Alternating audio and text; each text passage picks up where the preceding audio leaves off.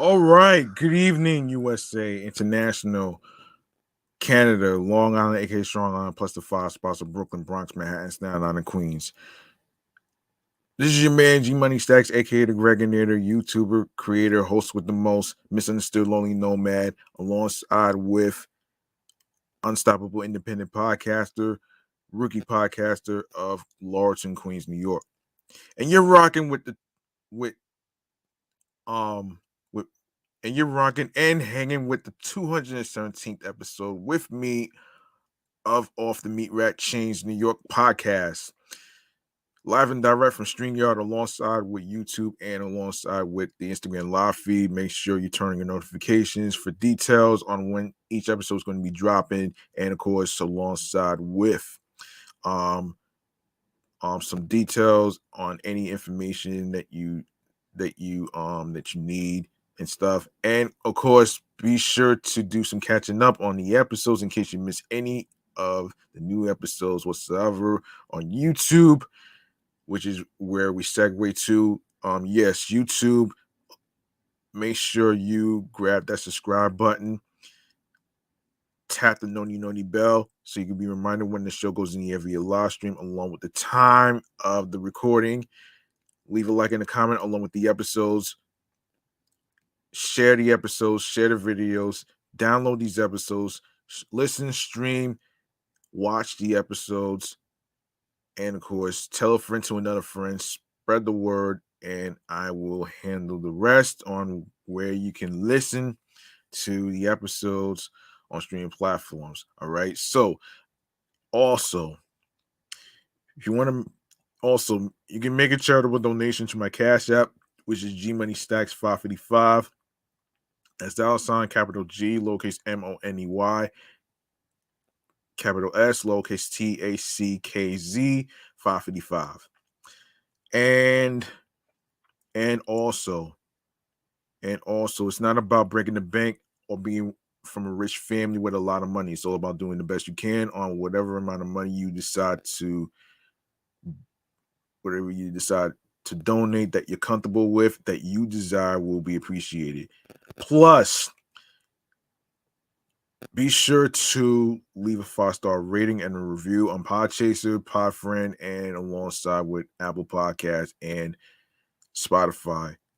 Spotify 5-star rating will be appreciated right there, man. And we're gonna go cut to the chase into some New York Mass Transit files, man. Let's go.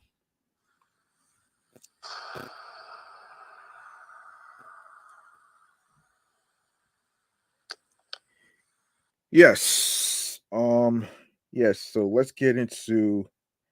uh let's get into this right here, man. Uh all right, so Metro North and LARR.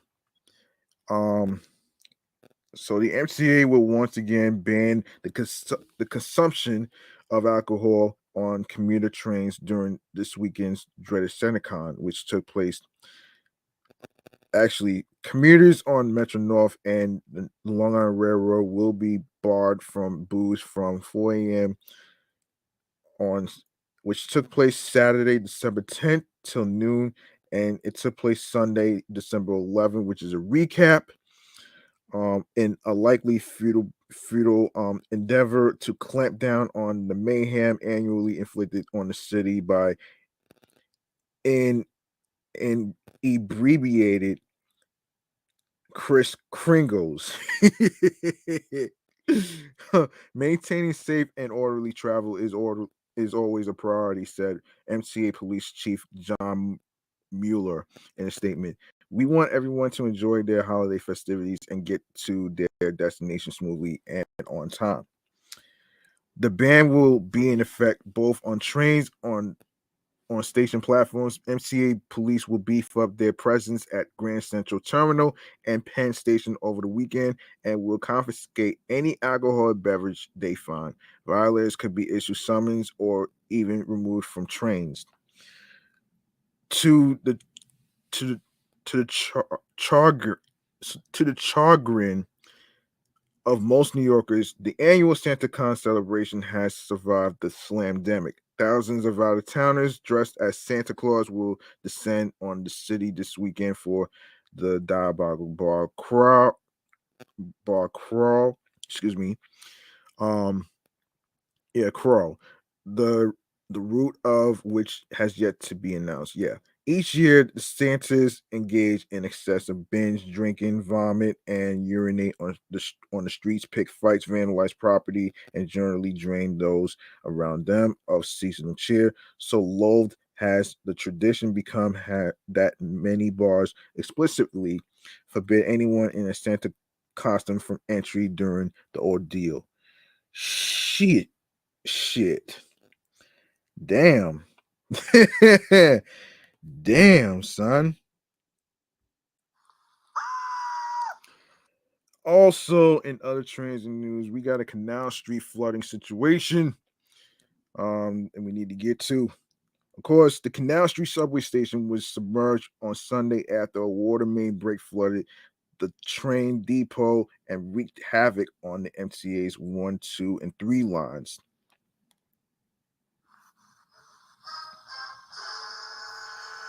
New York City transit officials were alerted to this situation just before 10:45 a.m. on November 20th and found the tracks of the Manhattan subway station under several feet of water. Video from the scene shows the water levels inundating the tracks and nearly rising to the platform. Oh wow. Construction crews on the ground were monitoring a surface level water spout which was spraying near Canal and Varick streets. Crews from the New York City Department of Environmental Protection Agency, no protection, had cut off the water flowing to the water main at around noon, but by then much damage had already been done. As a result of the water deluge, one train service was suspended between the South Ferry and 14th Street stations. Meanwhile, two trains switched over to the 5 line between Nevin Street and 149th Street Grand Concourse, which caused delays on the 5 train as they needed to share the tracks with the 2. While three train service was suspended completely. By the afternoon, the MTA crews were on the scene with hydraulic pumps. Hold on.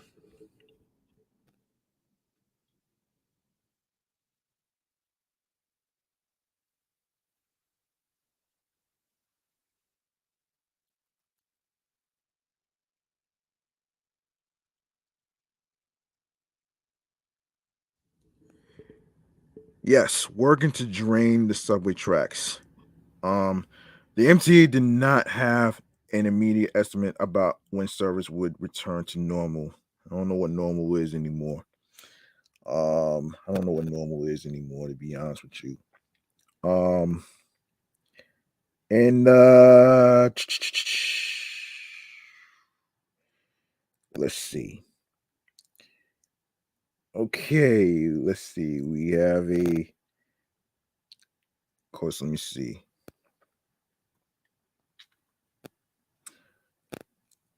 Um, Damn, this is, let's see.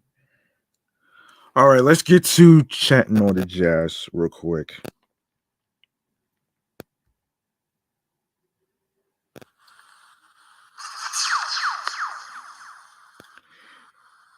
All right, unfortunately, we got a Brooklyn shooting. Um, Brooklyn detectives are investigating a deadly shooting in front of an apartment building on Sunday night.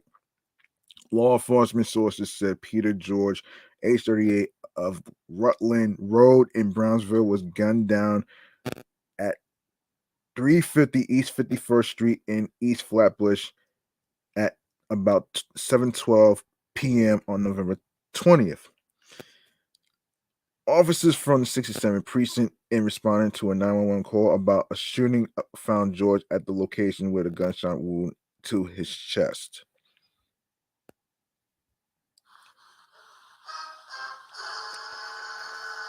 EMS rushed him to Brookdale University Hospital, where he was pronounced dead a short time later. As of Monday morning, police sources did not provide any information about a possible motive for the shooting or a description of the suspects involved. So far, no arrests have been made in the ongoing investigation, police said. Anyone with information regarding the homicide can call Crime Stoppers at 800-577-TIPS.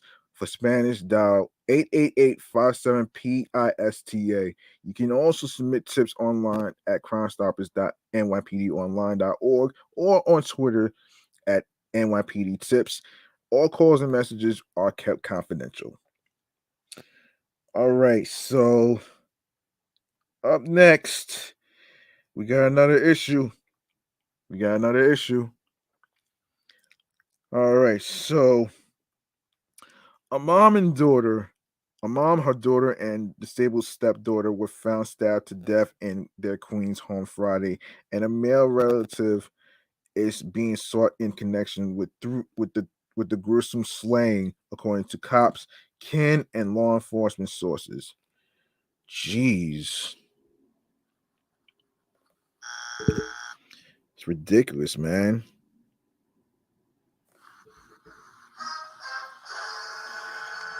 So the victims, ages 26, 47, 6, and 68, were discovered in the Springfield Gardens residence of 182nd Street near 146th Drive by the eldest woman's son and a home health aide around 10:40 a.m. Said police relatives and sources. The youngest victim, who is bedridden and has special needs, had recently moved into the home from Jamaica a few months ago, neighbors said. Um, I'm devastated. It's a lot. We've been here since after 9 a.m. We just trying to support each other. The eldest victim's niece told the Post, declined to share her name. I'm still in disbelief. I'm in complete shock. Around 8 a.m., the eldest woman's son came home from work but didn't have a key and couldn't get into the house when no one answered the door. He told neighbor William Sanders, age 68, who has known the family for 13 years. Wow. Wow. 13 years. That's a long time. That is a long time, man. If you ask me. That is a long time if you ask me. Um that is a long time if you ask me. Um okay. Yeah, that is a long time though, man. 13 years. Um so the son, hold on a minute here. Hold on a second here. Hold on a minute here. Okay, so the son waited in his car knowing a home health aide who cares for the 26-year-old would be arriving soon and would have a key, Sanders said. When the son finally got inside, he discovered the woman's bodies and called Sanders. He called me and said, Will, run and come. I found Mama and the other two victims dead, Sanders recalled. I ran every light and came here. Sanders said he and the eldest victim had a close relationship. There is no nicer than that, he said of the woman. If I was broke, she would give me $20. I can't believe it, he said of her death. I won't believe until they walk out with the body. She was a person that would take time out when I was in the hospital and look at me and burst into tears. A police spokesperson at the scene called the incident isolated and domestic in nature. He added that while no suspect has been taken into custody in connection with the homicides, there was no immediate risk to the public. A cousin of the elderless victim who um who wouldn't give her name says she's heartbroken over the tragedy. I'm trying to figure out whether I'm in a dream or something. It's unbelievable. I know it's real. I don't see the bodies, but I know it's real, the woman said. I don't know what to say. She was a good person, nice, loving, caring. Another woman who also spoke anonymously said the eldest victim worked for her family, providing home health care to ailing father to her ailing father, excuse me.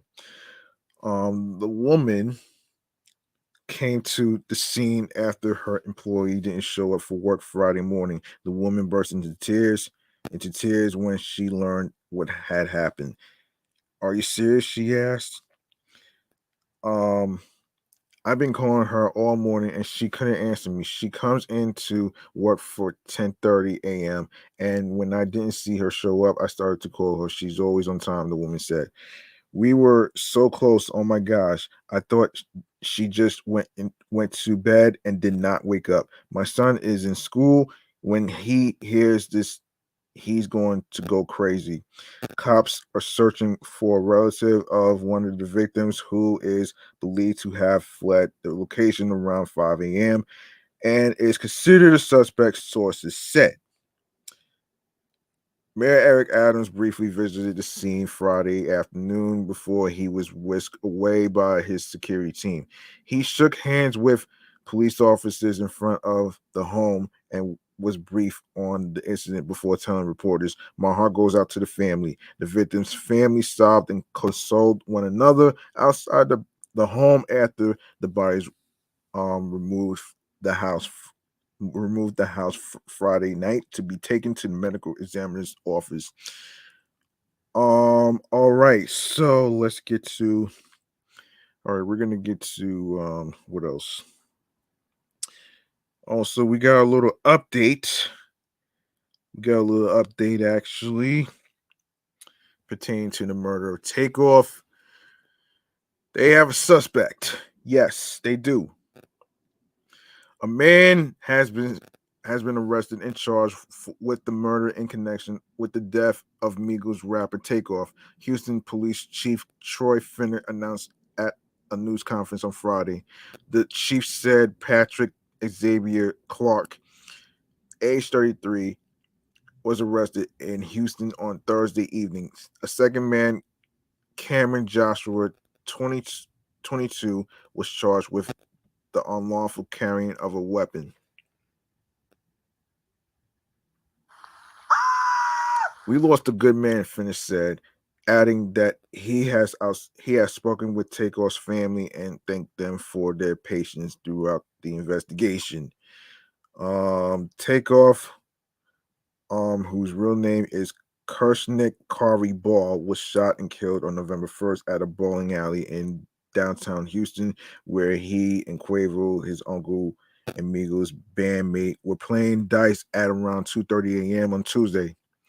Officers said that a crowd of approximately 40 or 50 people was at the scene um, when the shooting took place.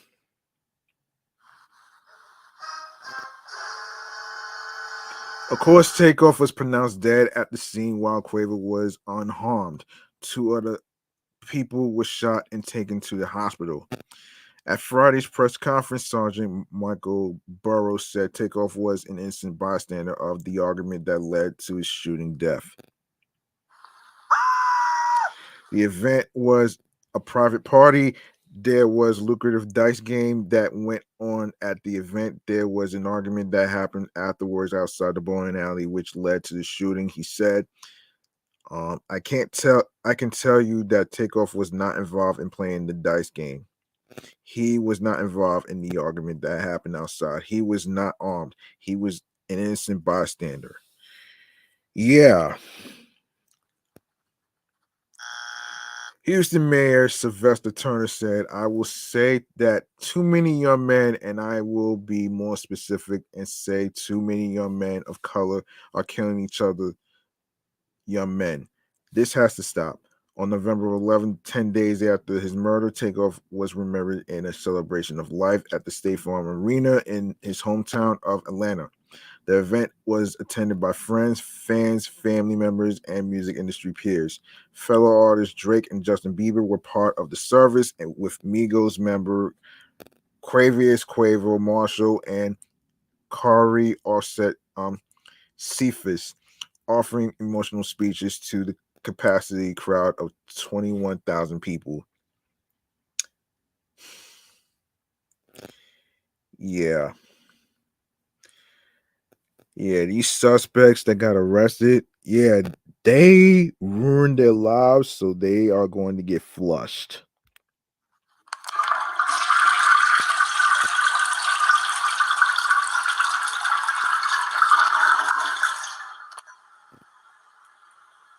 Okay, Exhibit.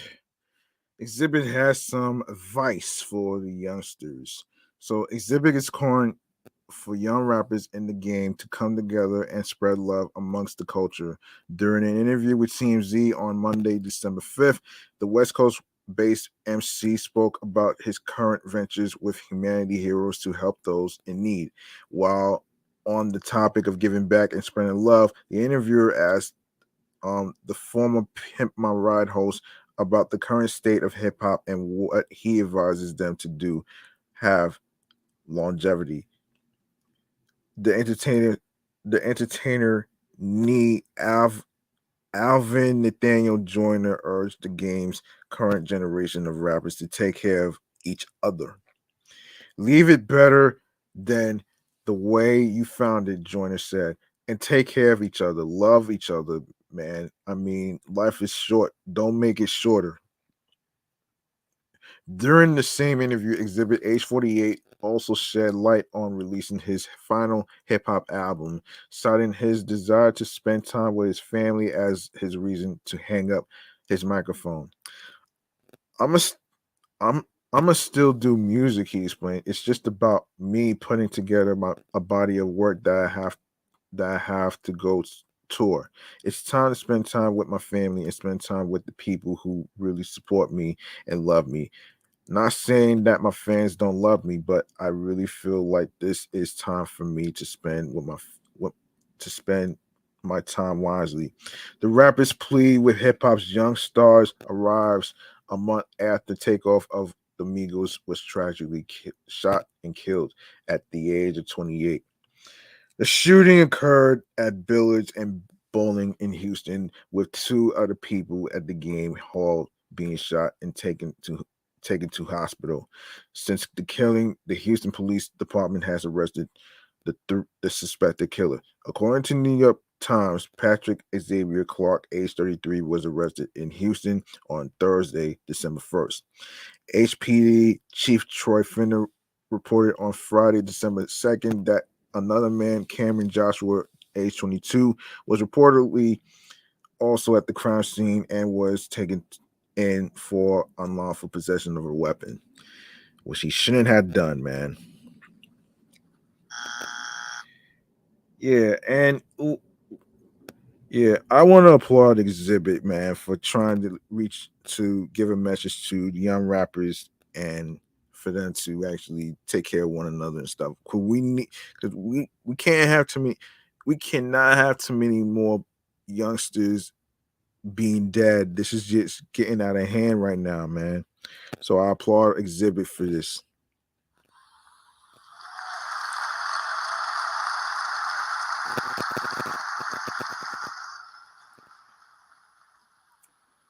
We got another situation here, and this happened about what 2 weeks ago.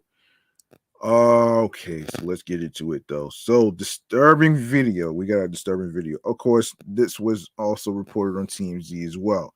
Alarming video shows a belligerent attacker pulling a baseball bat from his pants and hitting an unsuspecting man in the back of the head on a Manhattan sidewalk. The 47-year-old victim, who is homeless, had been in a dispute with his assailant before the attack, police sources said Sunday. According to the footage released by cops Saturday, the victim is knocked to the ground and the unknown attacker is seen angrily yelling over him as he lies on the sidewalk in front of 1770 Amsterdam Avenue in Hamilton Heights on Tuesday at 8:06 a.m.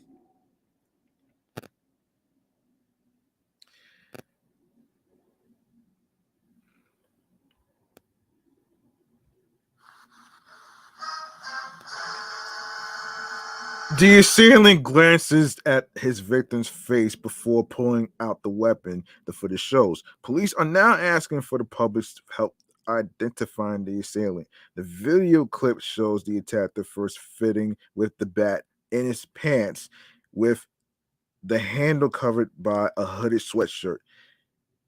He then walks behind his intended target and nearly passes him, glancing over his face.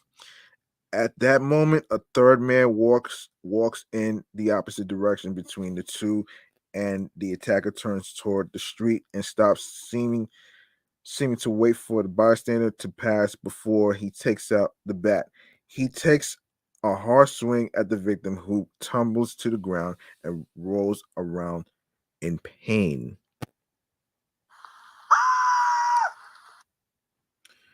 Yeah, that's stupid. That's really stupid. That's stupid right there, man. Unfortunately, this is what we're dealing with. So the bat wheeling man then returns and yells at the victim, appearing to stomp him at one point before leaving again. The attacker was last seen in a hooded sweatshirt with Nike on the front, gray sweatpants, black sneakers. The victim suffered a laceration and bruising and was taken by ambulance by NYC Health and Hospitals Harlem in stable condition. And the NYPD said cops are asking anyone with information to call the Crime Stoppers hotline at 1-800-577-TIPS, which is 8477, or at the website at crimestoppers.nypdonline.org. Okay, so let's get to hold on a second here. All right, so a fight. Oh gosh, man, seriously. Man, while Moneybagg Yo was performing at a recent show, a fight broke out in the front row, and the Memphis rapper kept going with his performance. On Friday, November 18th, Moneybagg Yo was among the performers headlining the Fall of Firefest event at Colonial Life Arena in Columbus, South Carolina. Whilst he was performing his rap ballad Waukesha, a vicious fight erupted in the front row between several women. The See What I'm Saying rapper appeared unaware of the altercation in the crowd and kept on performing. In the video posted on the Neighborhood Talk, Moneybagg Yo is performing while a brawl is happening out of view in the audience. Two women are captured delivering head blows to another woman while another man gestures for security to intervene. In another fan capture video taken from someone up on stage, you can see the women fighting as several people watched the scuffle and did not help. Even a person wearing an event staff jacket is standing there and is not trying to stop the fight. It is unclear what sparked the altercation. Sadly, fights often happen at hip hop shows. In October 2021, a brawl broke out in 2 minutes into a Boosie Badass show. The fight was so bad that Boosie stopped the show and jumped in the middle of the melee.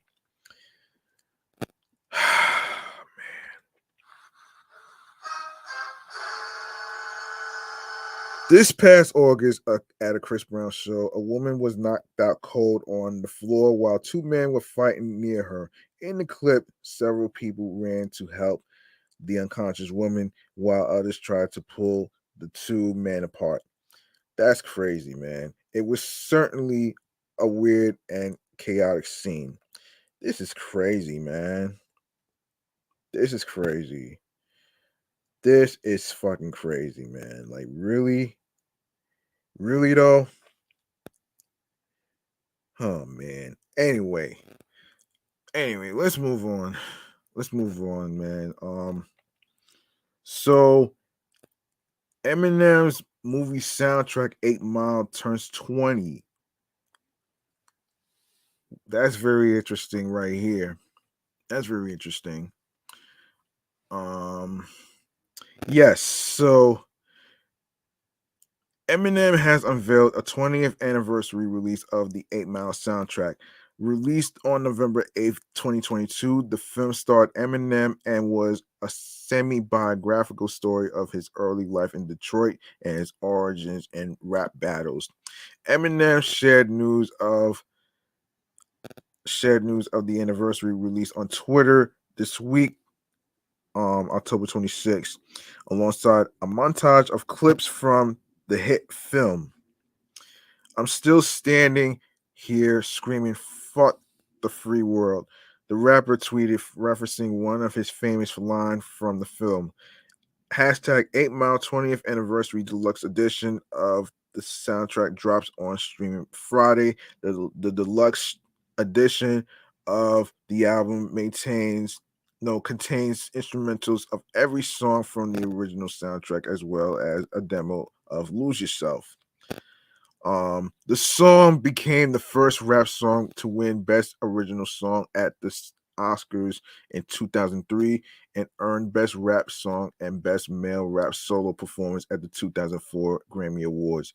The song was also Eminem's first number one song on the Billboard Hot 100 chart too. Um, yeah, the film, which also starred Kim Basinger, Brittany Murphy, the late great Brittany Murphy, and Mekhi Phifer, has grossed more than $250 million worldwide and remains one of the highest rated hip hop movies ever made. The soundtrack arrived on October 29th, 2002, and featured contributions from the likes of Jay-Z, 50 Cent, Nas, Rakim, and Gangstar. Recently, rapper 50 Cent said that he doesn't believe Eminem has been given enough credit for his impact on the world of hip hop. During an interview on the podcast Ebro in the Morning to talk about his latest TV project, Hip Hop Homicides, the rapper explained that Eminem helped to make hip hop accessible to more people, thus raising the profile and popularity of the genre. I don't think that they give him the credit that he deserves, he explained, because in order for people to embrace something, they have to see where they fit in. He continued and quote, I think part of Eminem's legacy is the growth of our culture. People wouldn't buy it if they didn't see where they fit into it. And he's there and he's a legitimate artist because of his journey. When you look at 8 Mile, you are seeing a black story with a white head. No, excuse me, with a white lead. You you seeing poverty, you are seeing similar circumstances. Look at his friend Proof and D12 and everybody. These are real hip hop guys, which is why he's a real hip hop guy. That's true. That's pretty true. That's true. Hold on a second here. Who came in here? This is Ish Talk TV. Thank you for coming in. Thank you for coming in. Um let's see. Yes, so that's pretty true right there though. Let's get into another artist actually. So let's get to okay. Okay, so we got Usher.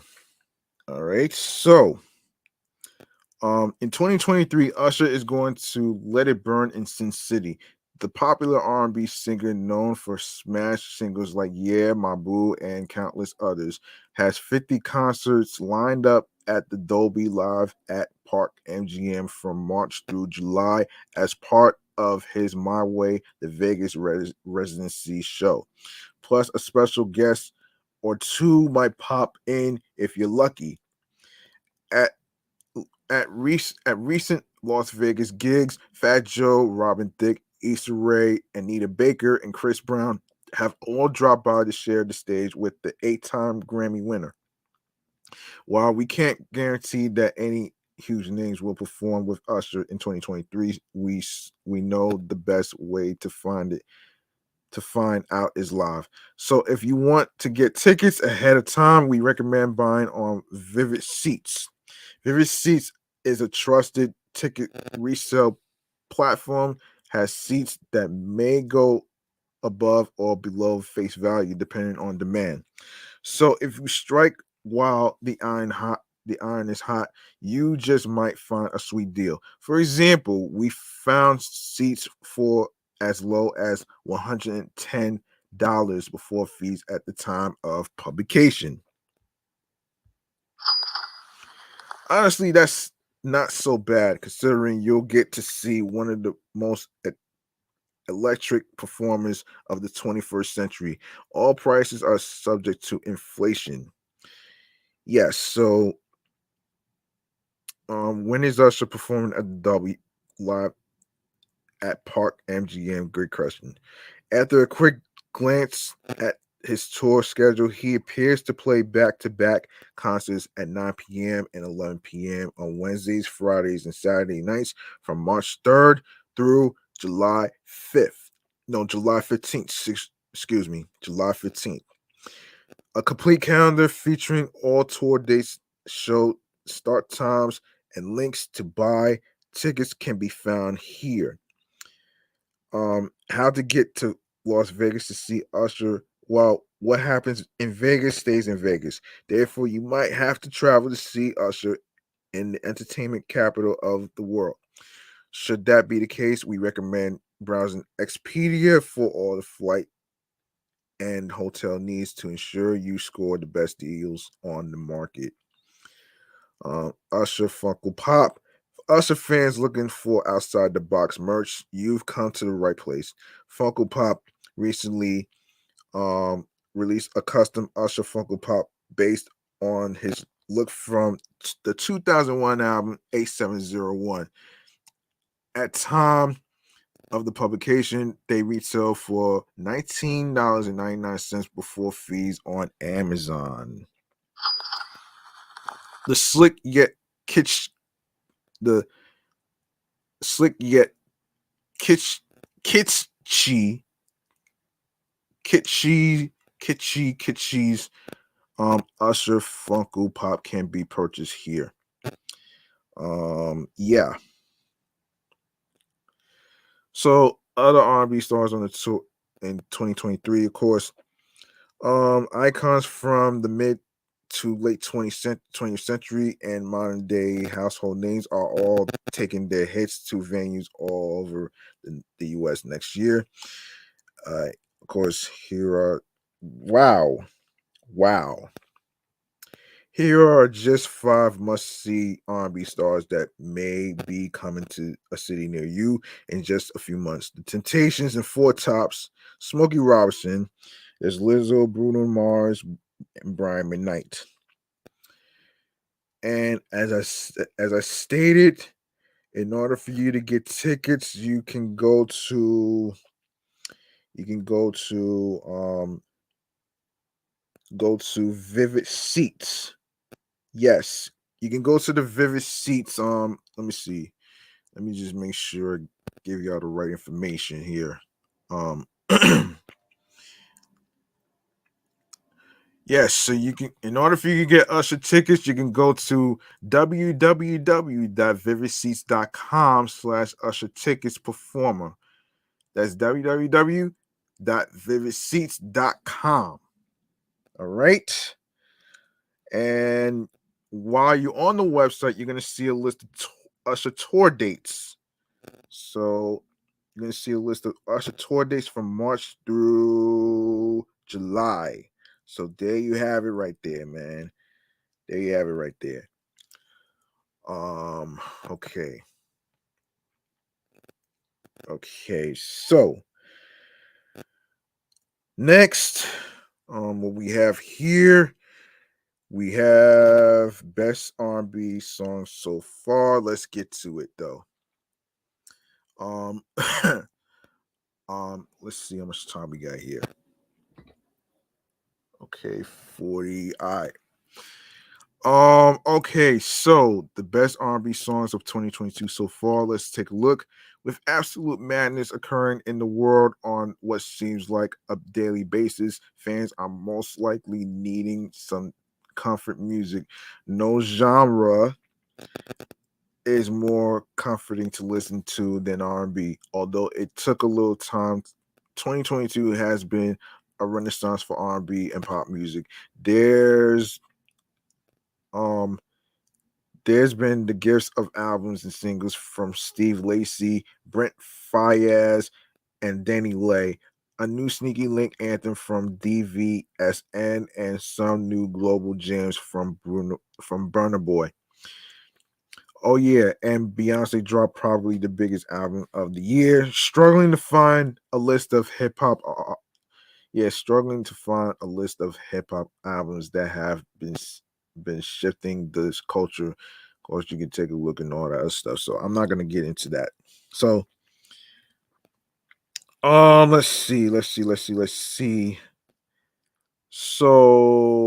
let's see. So let's see. So let's see. So we got a whole list. All right, so we got a whole list though. R&B songs so far. So let's see. So we got um Realist K Toxic. Realist K song has made its way from TikTok trend into mainstream hit. There's no denying the catchiness of the hook or the relative rel- relatability of the lyrics for anyone who has been in a toxic situation before. John Legend Wonder Woman. Um yes. Scissor Shirt, as SZA gives up for one of the most anticipated albums within recent memory. She has given fans just enough to get them through the wait. Shirt is a mellow offering with potent lyrics that can serve as Instagram captions for multiple situations. The album is real and will arrive this month. Um, Queen Space. Hold on a second. Forever by Jesse Reyes featuring featuring Black. Um, Queen Space, Ari Lennox featuring Summer Walker. Now more than ever, the R&B girlies are all about collaboration rather than competition. With Ari Lennox and Summer Walker previously combining their mastery for delatable heartbreak ballads on Unloyal from Walker's 2021 album Still Over It. The two reunite for a similar otherworldly collab, and fortunately, Ari knew it was time for another. Um, this week, the two collide on Queen Space, the the debut single from Ari's uh, long awaited, long awaited. Hold on a second. That's not what I meant to do. That's not what I meant to do. Long awaited, long awaited.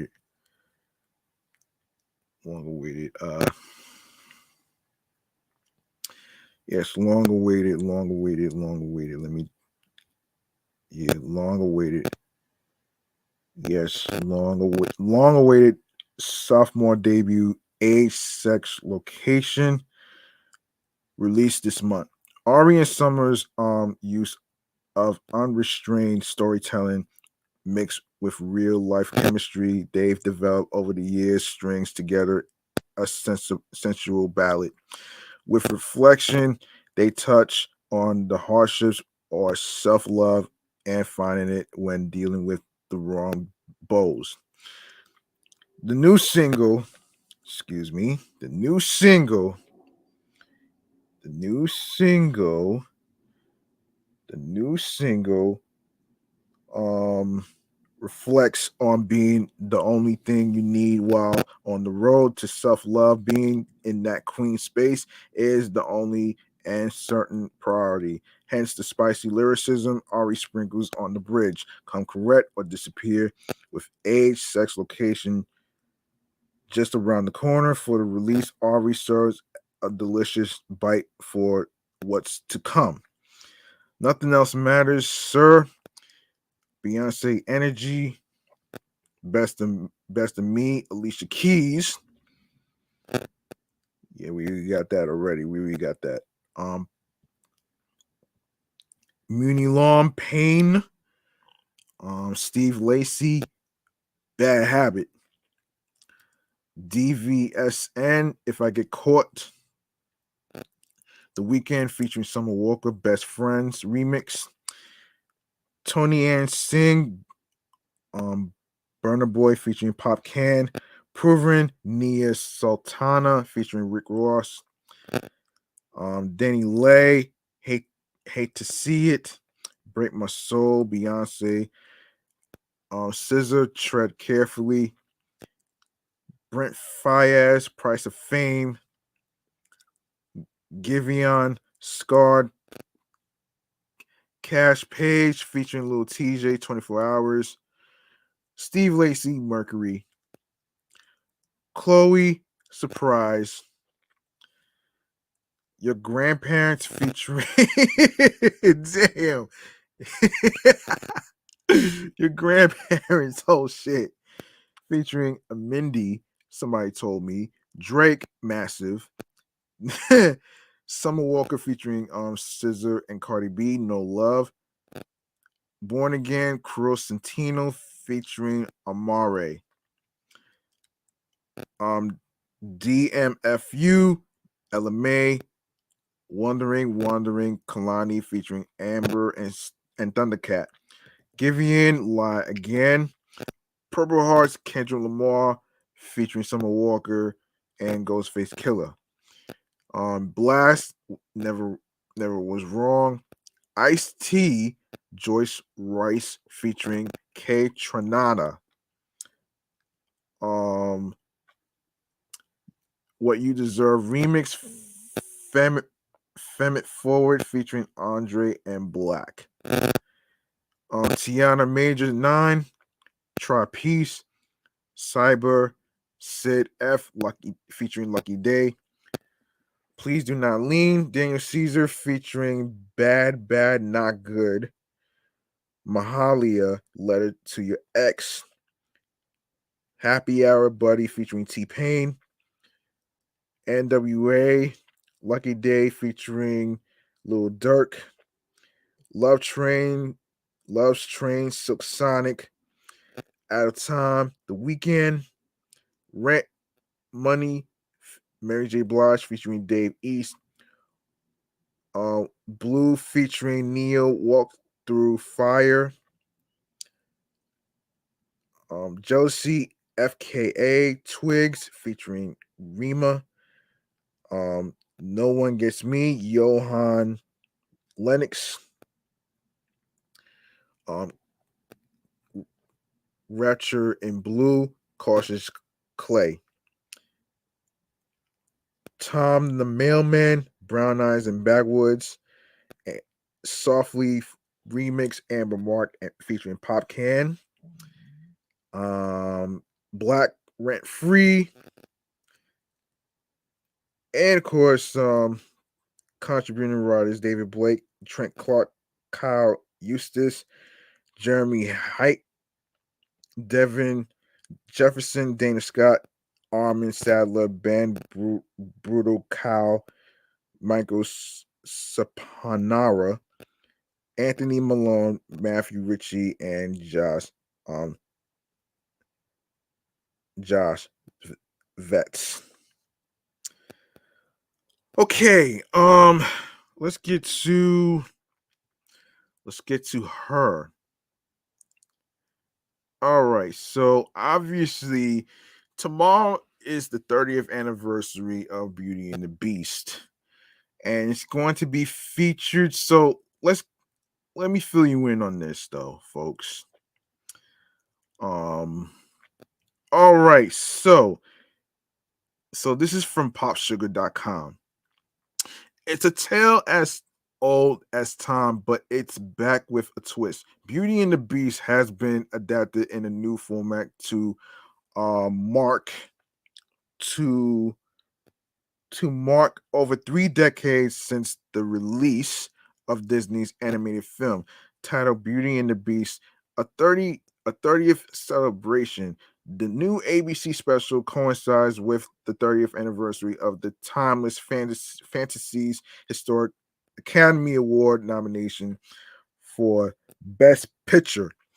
The first time an animated movie have been tapped in that category. Directed by John M. Chu, who helmed Crazy Rich Asians, the reimagination of Disney's beloved story sees her, aka Sa- Gabriella Sarmiento Wilson, um, putting her spin on the lead character as Belle. In an exclusive behind the scenes clip shared with Pop Sugar, the singer, songwriter, and actor dishes on stepping into her role. I'm so honored to be able to play a Disney princess because who doesn't want to play a Disney princess, she says. And of course, Beauty and the Beast is one of my favorites. So my inner child was screaming. Josh Groban, who stars alongside her as the Beast, as as the Beast as the Beast ads of the TV special. The first thing that hit me was the music. There are so many people there, but they're all excited to tell the story. So excited to be a cog in this wheel. From the theatrics and musicality to the exciting live setting, Beauty and the Beast, a 30th celebration is designed to wow audiences. According to her, she looks forward to viewers seeing how she breathes new life into her rendition of Belle. There's a strength in Belle. You see it in the movie, but I think I'm really trying to bring that out and show women they can be anything they want to be. Of course, nobody's ever seen a black and Filipino Belle, so it's really cool that young Filipino black girls get to see a Disney princess that looks like them. It's a special project. It's nothing anybody's ever seen before. Keep reading on. Keep reading for all the details we have about the special, including the cast, the release date, first look photos, and exclusive videos. Yes, you can also see the clip on the ABC YouTube channel page, and of course the Beauty and the Beast a 30th celebration cast. So let's get to it. Um, the reimagined special Her brings Belle to life, taking on a role previously portrayed by Emma Watson in 2017's live action feature. Through her lead role, the uber talented Grammy and O- Academy Award winning artist becomes the first Afro Filipino woman to play the character. The I Can't Breathe singer songwriter expressed excitement over landing the role in a statement per Deadline that reads, I can't believe I get to be a part of the Beauty and the Beast legacy. The world will see a black and Filipino Belle. I have always wanted to be a Disney princess, and I get to work with two wonderful directors, Hamish Hamilton and my favorite John M. Chu. It is very surreal, and I couldn't be more grateful. The 25-year-old R&B star is also slated to appear in another modern iteration of the classic musical, The Color Purple, alongside a stacked cast that includes Halle Bailey, Ciara, John Baptiste, and more. Others joining her in the Beauty and the Beast special include Groban as Beast, Joshua Henry as Gatson, David Allen Greer as Cogsworth, and Rita Moreno as the narrator. Martin Short and Shania Twain are also confirmed members of the cast per Entertainment Weekly. Of course, though most are likely familiar with the story, Beauty and the Beast 30th celebration showcases a new twist on the classic with talents such as her and Chu behind the live action and an animated project. Viewers can expect contemporary musical performances, uh, costumes, and sets to refresh the origin story in this one night only extravaganza. The original plot of Beauty and the Beast is based on a French fairy tale and tells the story of Belle, who is taken prisoner by a cursed prince turned beast, but soon sees a different side of his personality concealed behind the cold exterior. As they proceed to connect through their many conversations, their blossoming love for each other lifts the spell placed on the prince, and the two live happily ever after. Hmm. The 2 hour long special will be filmed live at Disney Studios and broadcast on ABC on December 15th at 8 p.m. Eastern, which is tomorrow.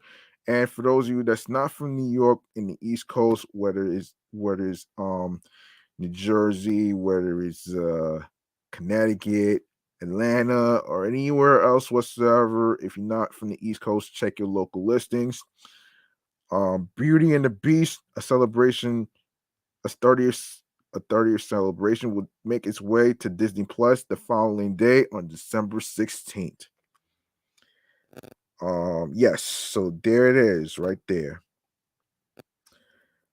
Her posted a first look poster for the special on Instagram on November 10th, featuring her and Groban in modernized, simple versions of Belle and the Beast's iconic dance scene outfits. Her is clothed in a yellow pantsuit with a gorgeous flowing over skirt. Meanwhile, Groban wears a royal blue cape coat over black pants. Yes. So obviously you've seen some clips. Seen the clips already. If you haven't seen the clips already of the live action Beauty and the Beast, which is a musical. Yeah, this is a musical actually. So that's pretty decent. You know what though? I might check that. I might check it out. I don't know yet though, man. You know what I mean? I really don't know. So we have to see what's going on first. Um, we gotta see what's going on first though. Let me see. Let me see. Yes, as I said before, if you want to take a look, you can check out the Beauty and the Beast 30th celebration, 30th anniversary special on ABC, December 15th at 8 p.m. Eastern. So this is the 30th celebration, and it'll make its way the following day on Disney Plus, which is Friday, December 16th. All right. In other her news, yeah, she's really doing big things right now, man. Let's make some noise for her, and not only in the Beauty and the Beast, and also in the musical Color Purple. Hold on, let's do this.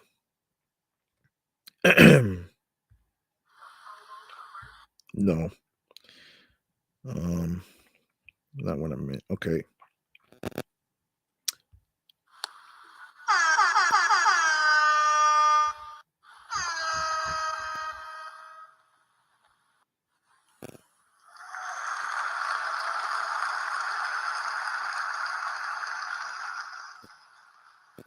Yes. So, in other her news, her is reclaiming her government name and wants the public to follow suit.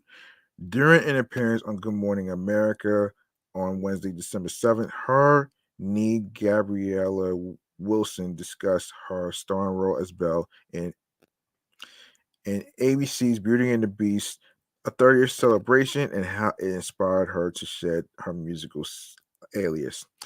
I've been refining my voice. Now I'm not wearing glasses. I can't I can't be acting and wearing glasses, so I think it's time for people to really get to know the person behind her. The 25-year-old Grammy Award winner detailed, her is me, but at the same time, it's a new chapter of my life, and I think I'm ready. I'm really finding that connection, and I'm allowing people to see under the layers a little bit. Later in the conversation, Wilson provided insight into her role as Belle and how she believed she couldn't be a Disney princess due to never seeing one that looks like her.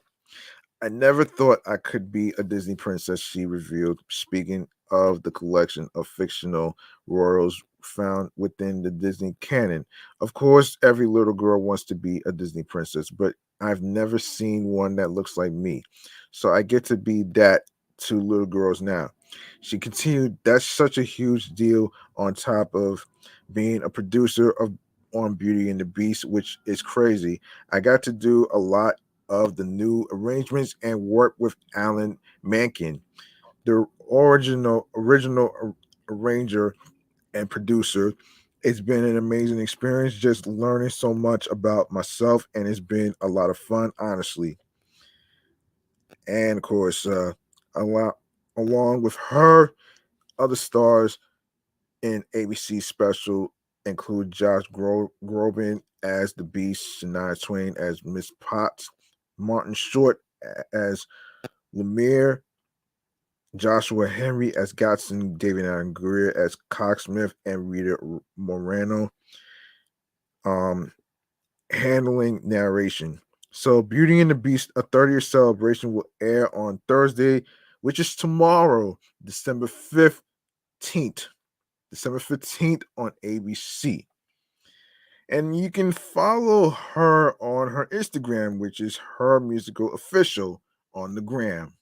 So there you have it right there. And last but not least, we gotta talk about Cartoon Network. There's been some rumors in the air, so we need to get to this. There's been some rumors in the air, so we're gonna get to it right now. So this is oh man, unbelievable, man, that there's a rumor in the air that Cartoon Network was about to shut down. But that's not the case, man. We're gonna get into it. Don't you worry. Don't you worry. We're gonna get into it right there.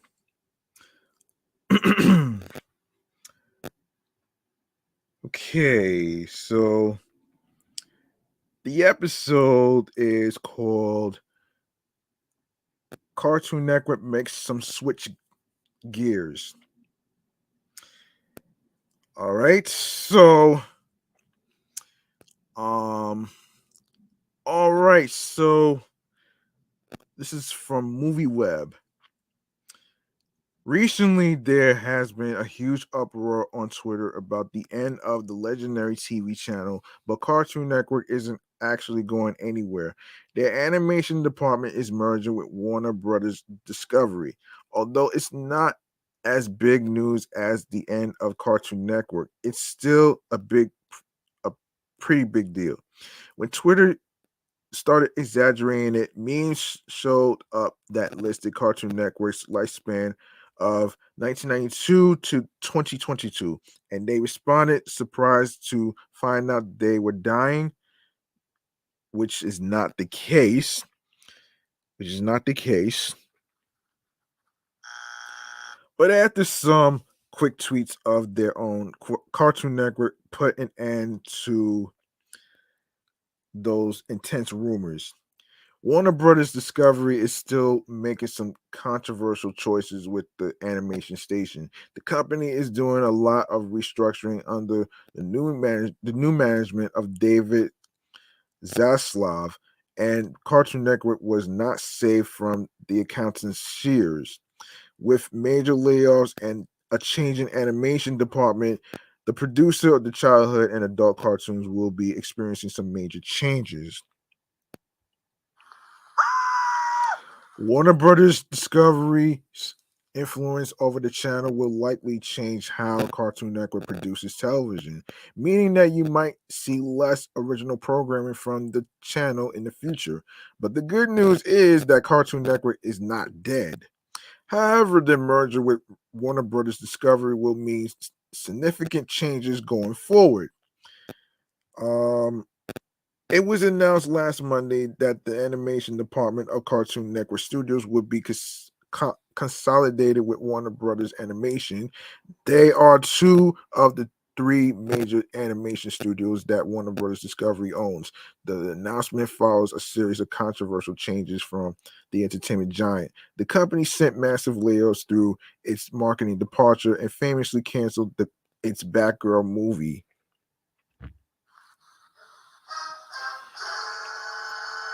Now, Warner Brothers Television Group has laid off nearly 82 of its employees and will eliminate 43 currently empty positions, removing more than a quarter of its staff in preparation for the merger. Cartoon Network Studios will still produce animation for Cartoon Network, Adult Swim, and HBO Max, and Warner Brothers Animation will still work for their own respective stations.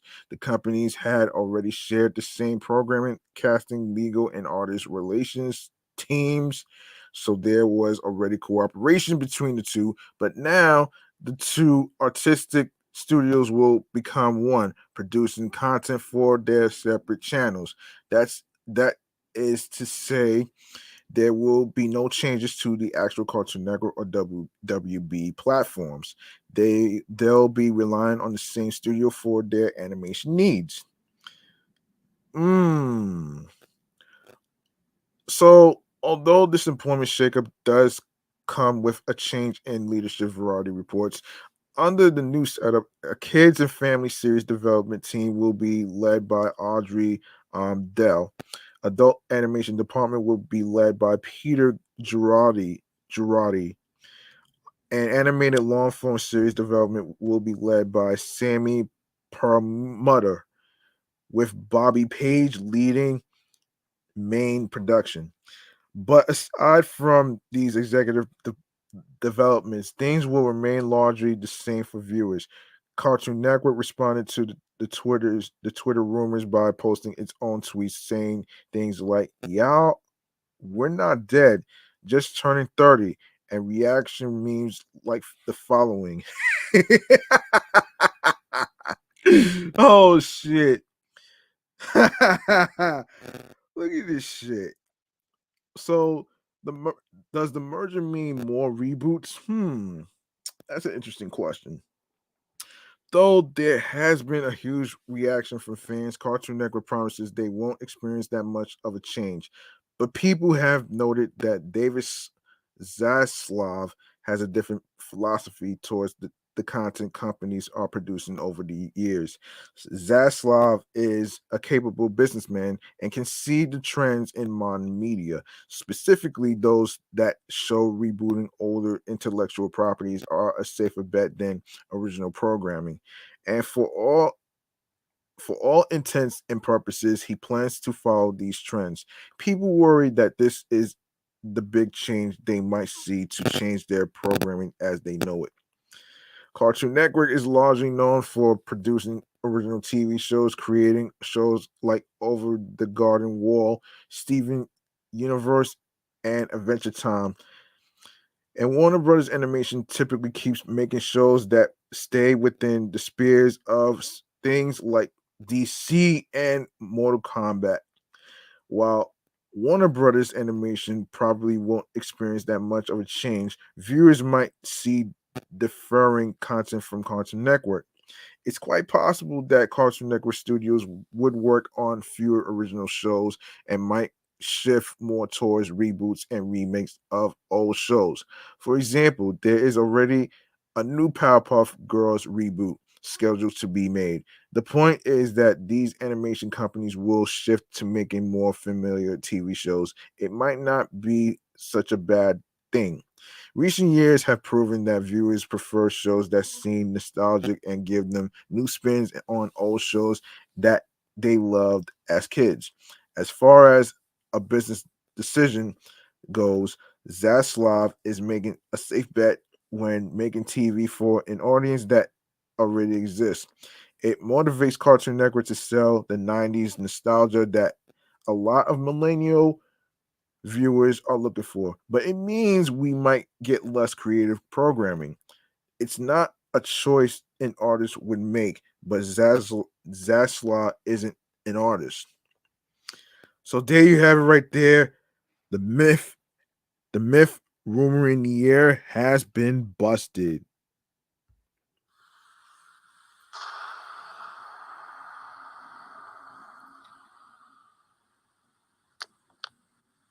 All right.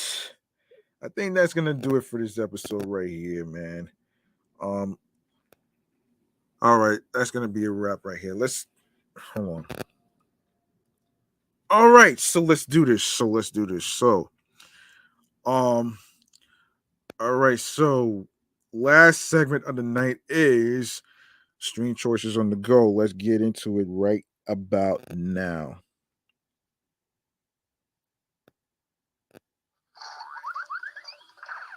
Yes, you know what to do, folks. You like what you heard in the topics that we discussed today or any previous episodes whatsoever.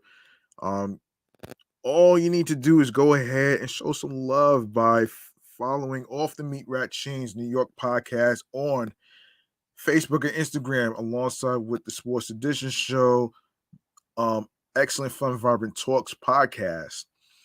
And of course, Meticulous Vibe Juice Podcast, the review show, is also on the gram as well. So make sure you follow those two podcast show pages. And of course, G Money Stacks, your homie right here, your host with the most.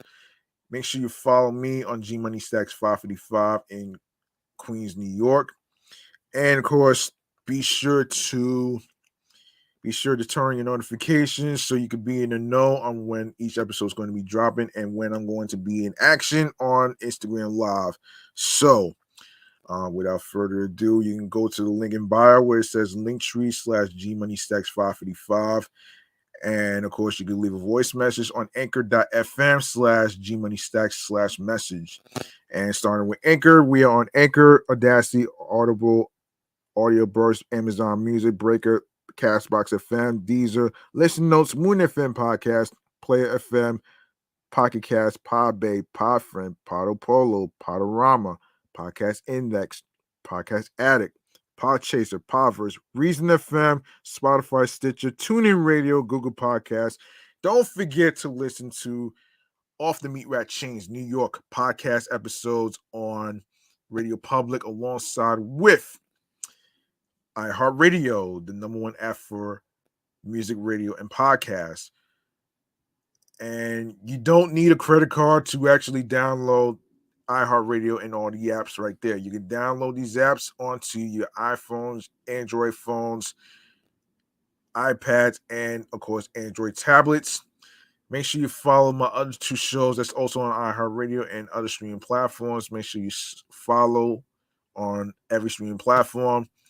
Make sure you follow Excellent Fun Vibrant Talks podcast, the Sports Edition show, and make sure you follow my other show, Meticulous Vibe Juice podcast review show. That's also on there, and also do the same for YouTube. Of course, make sure you subscribe to the YouTube channel G Money Stacks 555, and also subscribe to my other YouTube channels, Meticulous Vibe Juice podcast and Excellent Fun Vibrant Talks podcast sports channel page on YouTube. And of course, click on the Noni bell so you can be reminded when the show goes in the air via live stream.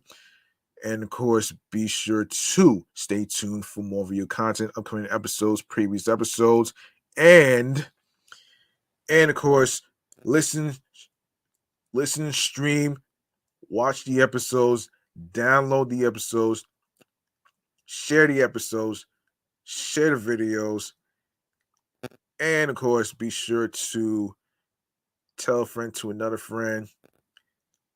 Download the episodes, as I said, and of course, be sure to spread the word.